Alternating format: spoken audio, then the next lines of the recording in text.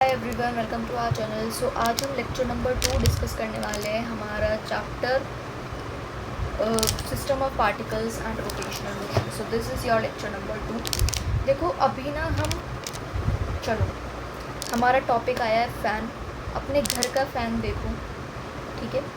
And 3 ज़्यादा stylish आपका fan ना हो तो उसके अंदर 3 पंखड़ियाँ तो होगी। आजकल 4 वाले भी मिलने लगे हैं, बट हम 4 वाले को इग्नोर कर रहे हैं। अभी हम 3 पंखड़ियों वाला फ़ैन इमेजिन कर रहे हैं। चलो तुम यही देख लो।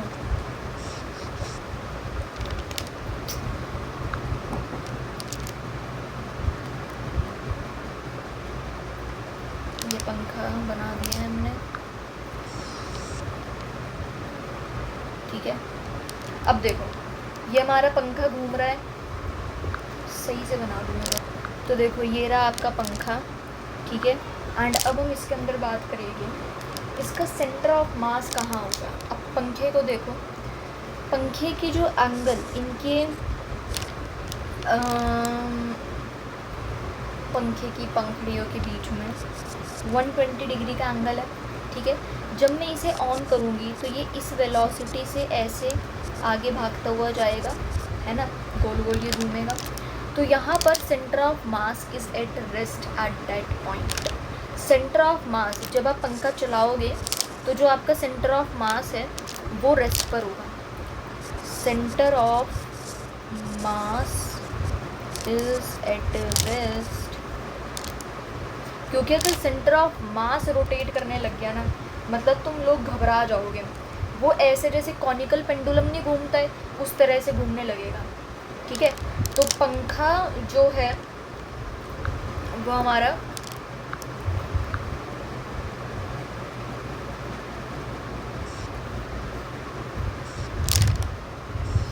उसका जो सेंटर ऑफ मास है वो रेस्ट पर होता है, चाहे वो घूम रहा हो चाहे रुका हुआ हो, ठीक है।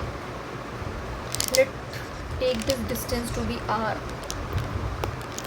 एंड देखो यहाँ पर external force, momentum of system क्या होगा, मोमेंटम ऑफ सिस्टम क्या है यहाँ पर, दिस इज 0। ऐसा क्यों है, देखो एफ एक्सटर्नल आपने पढ़ा है, F external is equal to momentum of the system upon d t. तो मोमेंटम यहाँ पर 0 है, तो एक्सटर्नल, बिकॉज एक्सटर्नल फोर्स आपने लगाई ही नहीं है। एक्सटर्नल फोर्स क्या ही लगी है, नहीं लगी है ना, ठीक है। तो यहाँ पर जो काइनेटिक एनर्जी है, the kinetic energy of this fan is not 0। इस फैन की जो काइनेटिक एनर्जी है वो 0 नहीं होगी, 0 नहीं होगी इस फैन की काइनेटिक एनर्जी। एंड कुछ बच्चे पूछेंगे कि क्या सेंटर ऑफ मास की काइनेटिक एनर्जी, सेंटर ऑफ मास के पास काइनेटिक एनर्जी हो, तो सेंटर ऑफ मास के पास काइनेटिक एनर्जी नहीं होती है। बिकॉज अगर सेंटर ऑफ मास के पास काइनेटिक एनर्जी आ जाएगी तो मतलब आप इमेजिन कर सकते हो कि वो ऐसे सर्कुलर पाथ बेसिकली वो ले लेगा, जैसे कि कॉनिकल पेंडुलम घूमता है ना, इस तरह से। देखो इस तरह से वो घूमता हुआ जाता है, ऐसे घूमने लगेगा आपका पंखा, ठीक है। तो अब एक बच्चे ने मेरे से ये पूछा था कि जो काइनेटिक एनर्जी है that is half m v square. Now velocity तो हमारी क्या होती है, वेलोसिटी हमारी होती है, वेलोसिटी की मतलब डायरेक्शन होती है, वेलोसिटी की डायरेक्शन होती है। तो यहाँ पर सेंटर ऑफ मास की डायरेक्शन तो होनी चाहिए ना, मतलब इस पंखे की तो डायरेक्शन होनी चाहिए। तो ऐसा नहीं है, बिकॉज आप ना पहले क्वेश्चन को देखो, वेलोसिटी यहाँ पर v इंटू वी से बना है, डॉट प्रोडक्ट से बना है। एंड डॉट प्रोडक्ट हमेशा आपको क्या देगा, स्केलर क्वांटिटी देगा। एंड ये आपने जब डॉट प्रोडक्ट किया तो ये आपकी एक स्केलर क्वांटिटी आई है, ठीक है। एंड स्केलर क्वांटिटी की कोई डायरेक्शन नहीं होती है। तो चलो हमने बहुत ये फैन के बारे में पढ़ लिया, अब हम एक क्वेश्चन देखते हैं। So find velocity and acceleration of centre of mass of the system. Figure मैं बना रही हूँ अभी। यहाँ पर एक 5 kg का सिस्टम है,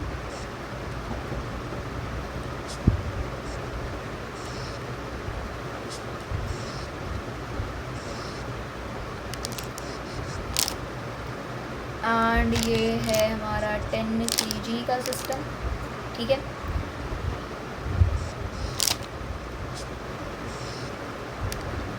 ये इस तरह से बस आपको इतना ही, हाँ एक और चीज़ गिवन है, ये नीचे 5 मीटर पर सेकेंड से जा रहा है, ये वेलोसिटी है।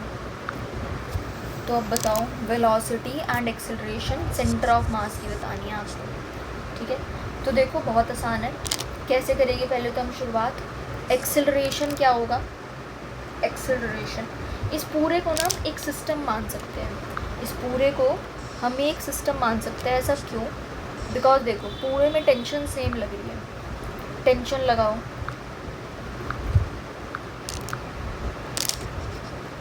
टेंशन सेम ही टेंशन लग रही है ना, तो हम इसे एक सिस्टम मान सकते हैं। तो इस सिस्टम का acceleration is equal to force upon mass. तो फोर्स हमारा देखो क्या लग रहा है यहाँ पर 100 न्यूटन, 10 mg लग रहा है ना बेसिकली नीचे, तो mg की वैल्यू जस्ट मैंने 100 न्यूटन लिख दी है एंड ये 50 न्यूटन। अब भारी कौन है, 100 न्यूटन, तो पूरा मास 100 न्यूटन ही तो हम ले गए यहाँ पर, तो ये आ गया 100 न्यूटन। मास टोटल कितना है 15, तो ये कितना आ गया 20/3 मीटर पर सेकेंड स्क्वायर। अब acceleration of the centre of mass, so this is m1a1 plus m2a2 upon m1 plus m2। So m1a2 क्या है, m1a1 5 × 20/3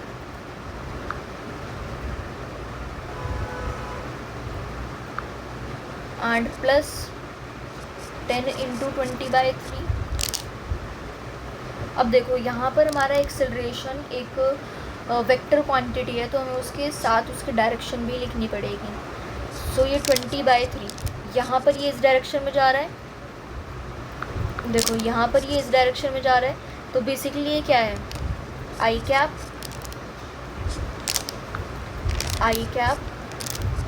प्लस 10 नीचे की तरफ जा रहा है, नीचे की तरफ जा रहा है माइनस जे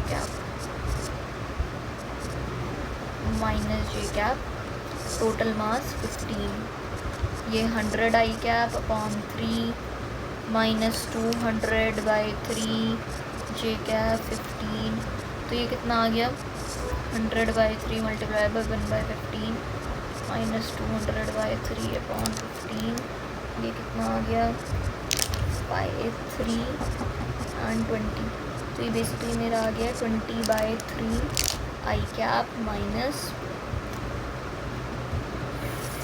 9 आएगा 40/9 जी कैप। तो ये हमारा acceleration of centre of mass आ गया, ठीक है। This is your acceleration of centre of mass. अब हमें निकालनी है वेलोसिटी, वेलोसिटी भी बहुत इजी है।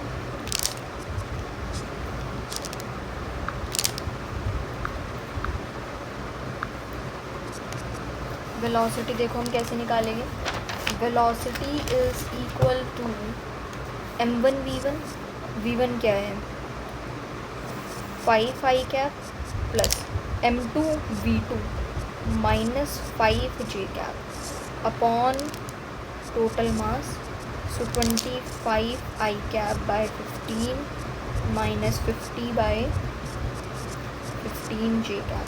तो ये हमारी वेलोसिटी आ गई, ये हमारा फर्स्ट पार्ट था and this is your second part, ठीक है। Next, centre of mass of a continuous body. हमें कॉन्टिन्यूस बॉडी का सेंटर ऑफ मास कैसे निकाल सकते हैं। So XCM is DMX by integration of DM, YC, तो YCM भी ऐसे ही होगा DMY bye integration of DM। यहाँ पर बेसिकली DM क्या है, DM is mass of the assumed element, जो भी हमने एलिमेंट एज्यूम करा है उसका मास है। एंड x यहाँ पर क्या दिखाता है, x कोऑर्डिनेट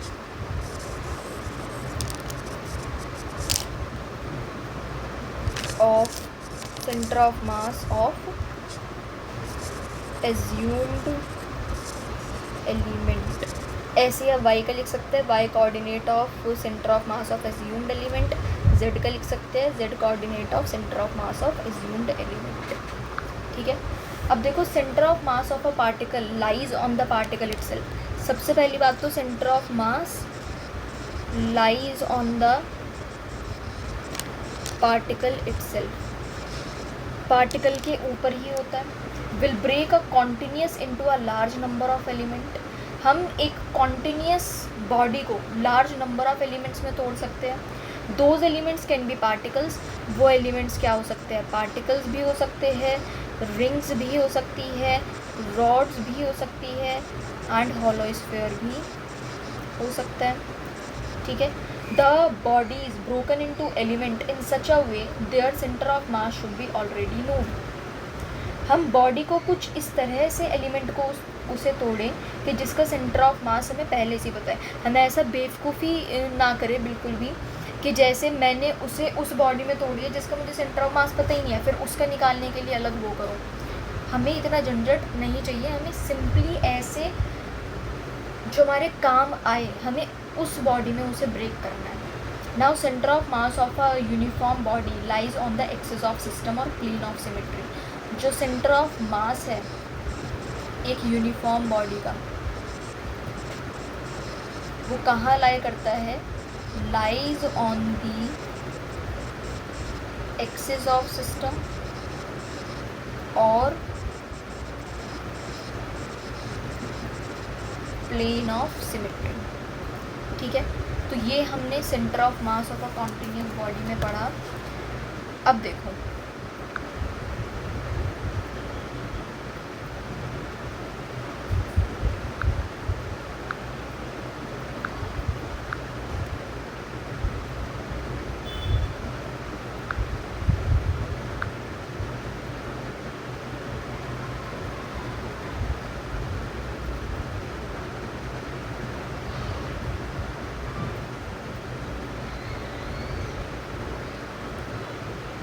अब हम करेंगे एक यूनिफॉर्म रिंग है,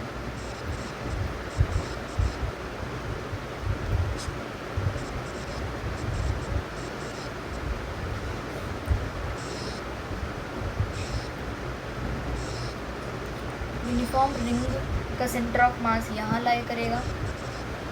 एक यूनिफॉर्म रॉड है, एक्सिस ऑफ सिमेट्री पर लाई कर रहा है। देखो यहाँ पर सेंटर ऑफ मास होगा। अब मेरे पास एक यूनिफॉर्म रेक्टेंगुलर प्लेट है, यूनिफॉर्म रेक्टेंगुलर प्लेट है, उसका भी सेंटर ऑफ मास ऐसे ही होगा। मेरे पास एक यूनिफॉर्म होलो स्फीयर है। अब देखो होलो स्फीयर हम कैसे बनाते हैं। ठीक है, उसका सेंटर ऑफ मास कहीं यहाँ लाई करेगा इस पॉइंट पर। ठीक है, हाफ रिंग के सेंटर ऑफ मास कहाँ होगा,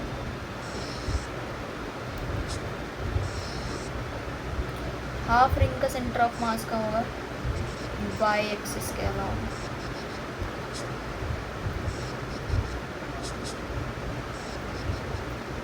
ठीक है, अब देखो अब हम पढ़ेंगे तीन मेन इम्पॉर्टेंट चीज़ें जो कि आप लोगों को पता होनी चाहिए।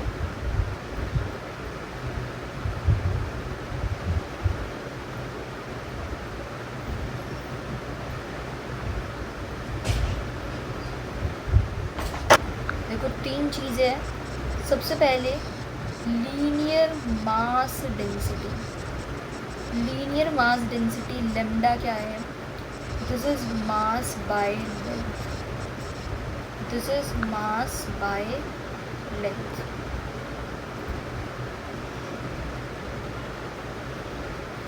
दूसरा सरफेस मास डेंसिटी, ये क्या होता है, इसे हम ऐसे सिग्मा से नोट करते हैं। This is mass per unit area, mass per unit area. Now the third one is volume mass density, volume mass density. Which is, जिसे हम रू से डिनोट करते हैं, this is mass by volume. ठीक है, तो ये हमारा पूरा इंट्रोडक्शन था centre of mass of a continuous body को लेकर। अब हम एक यूनिफॉर्म रॉड का सेंटर ऑफ मास निकालेंगे। यूनिफॉर्म रॉड का सेंटर ऑफ मास